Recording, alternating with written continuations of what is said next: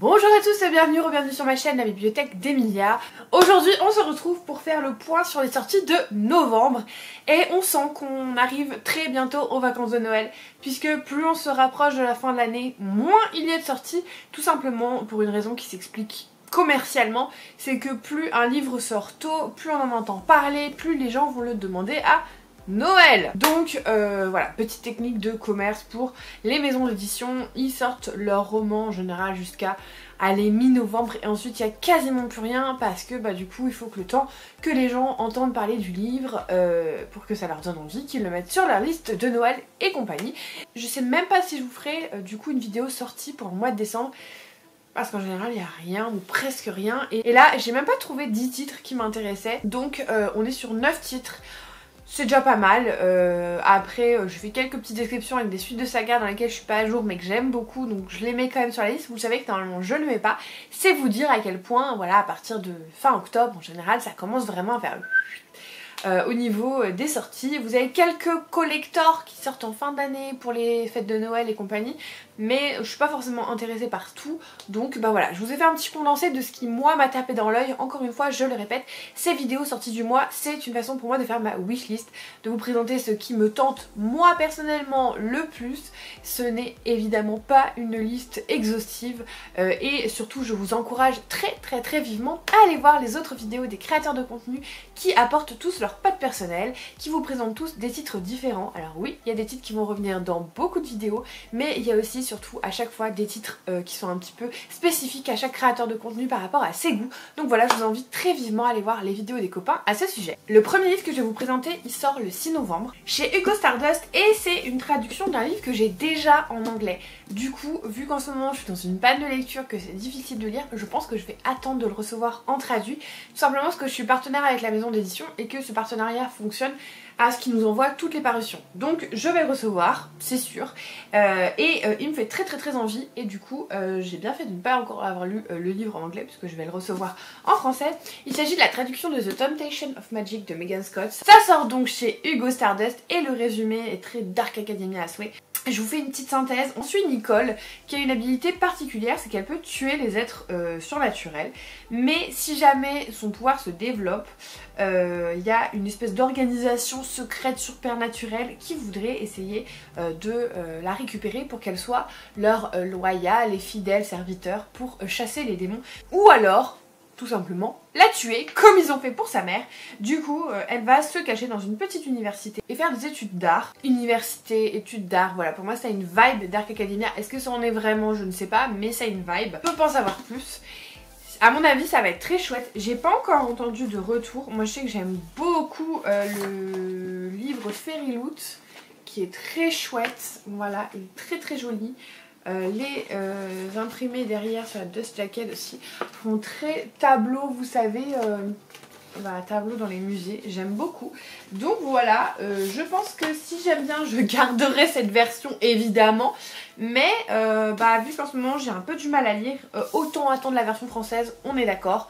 Donc voilà, c'est un début de saga et je pense que ça pourrait plaire à pas mal de personnes. Ensuite le 6 novembre chez Hauteville, et j'avoue que j'étais très étonnée que ça sorte en novembre, mais pourquoi pas, va sortir Love to Love You de Ali Hazelwood. C'est un recueil de nouvelles dans le même univers un peu scientifique que ses autres précédents romans de Hauteville qui sont juste là, sauf le dernier que j'ai pas encore lu. Donc des romances en université, milieu scientifique, voilà, ce genre de choses.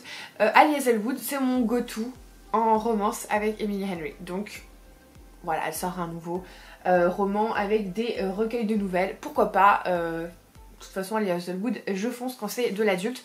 Parce que le young adulte, j'ai testé. Et malgré que j'ai apprécié qu'il n'y ait pas de scène olé olé, je me suis pas retrouvée dans les personnages, dans les thématiques. Je trouvais que c'était trop enfantin à mon goût. Et voilà, il en faut pour tous les goûts. Moi, ça m'a pas plu. Mais je comprends que c'est pu plaire et objectivement, pour de la romance young adulte, c'était très bien. C'est juste que c'est pas quelque chose que j'apprécie.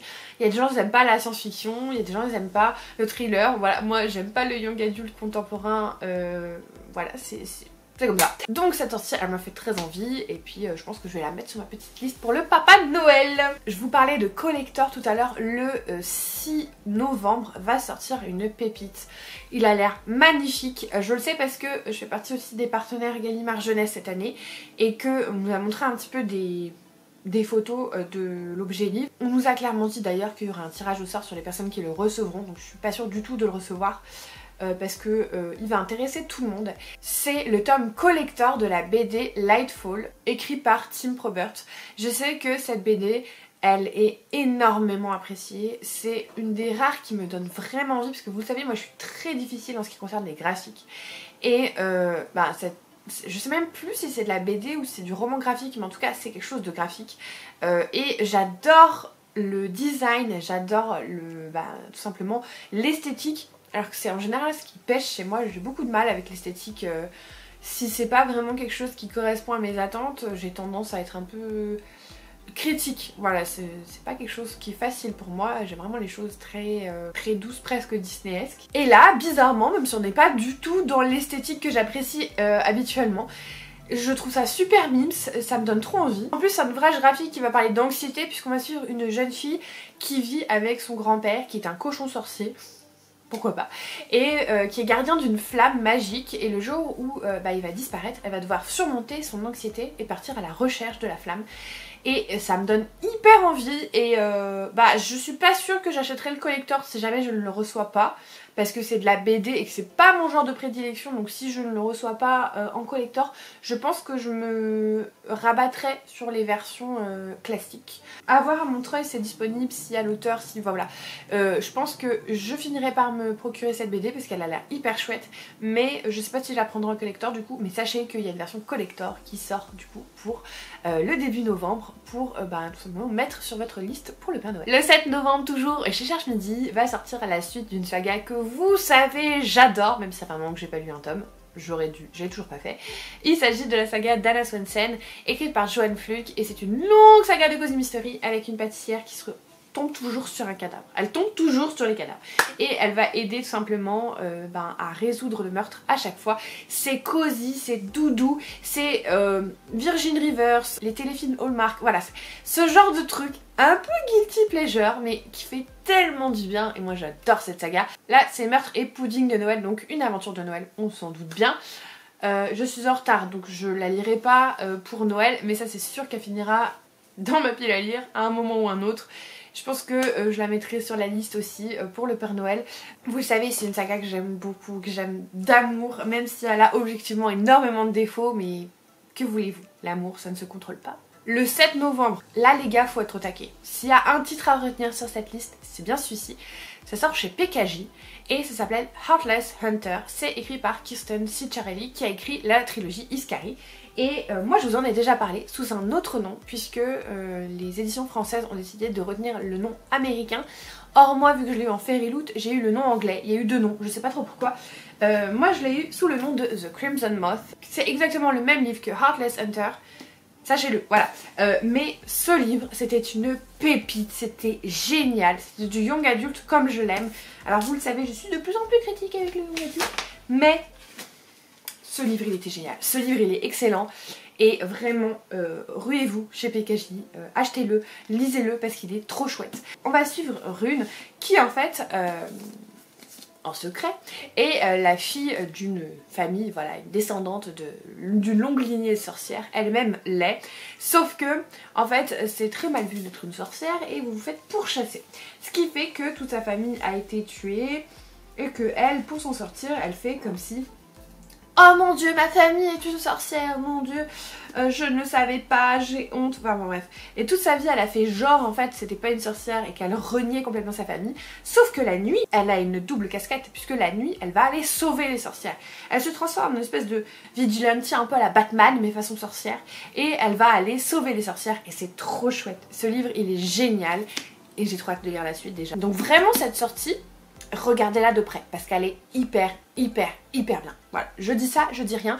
Vous êtes prévenus, vous m'écoutez pas, c'est votre problème. Le 8 novembre, chez Verso, va sortir un titre que j'attendais beaucoup qui s'appelle Nettle and Bone. C'est écrit par T. Kingfisher et c'est vraiment quelque chose qui fait un tabac dans le monde anglophone. C'est un petit peu des livres très cosy, un petit peu à l'instar de Légende et la thé.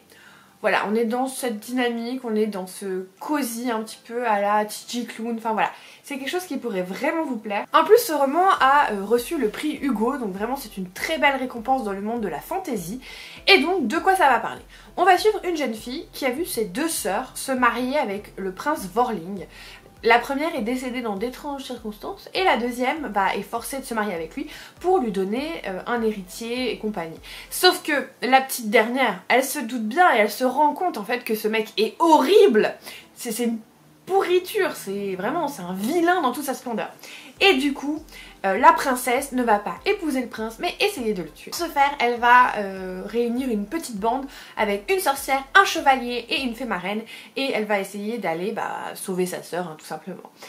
Il paraît que c'est hyper doux, hyper réconfortant, hyper beau, c'est un auteur qui est acclamé vraiment dans le monde anglophone. Ce livre a eu une super récompense, donc moi il me fait énormément envie, et je pense que ça, pour la période hivernale, ça peut être hyper doudou, hyper cosy et j'ai très envie de découvrir ce roman. Donc voilà, attention, celui-ci aussi à mon avis, il va faire du bruit, vous le saurez. Je vous le disais, j'ai fait des petites exceptions pour vous faire une liste un peu plus grande. D'habitude, je ne mets pas mes suites de saga quand je ne suis pas à jour.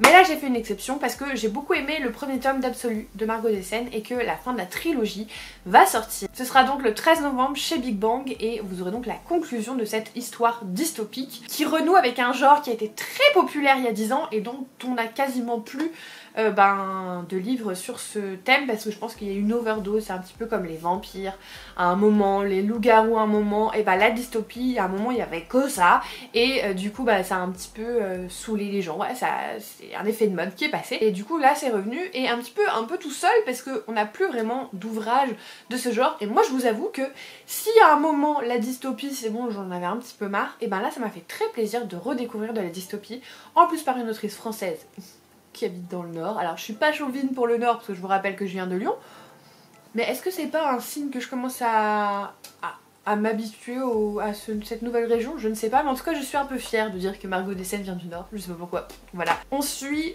dans cette histoire un monde un peu post-apocalyptique où des scientifiques ont fait des expériences et il y a des créatures qui ont été lâchées dans la nature et il y a certaines villes qui sont parquées, notamment la ville de Prague parce qu'il y a une créature à l'intérieur qui très menaçante. Et chaque année il y a 100 jeunes qui sont choisis pour aller tout simplement essayer de tuer la créature. Il y en a pour qui c'est un grand honneur, il y en a qui n'ont pas forcément envie d'être là.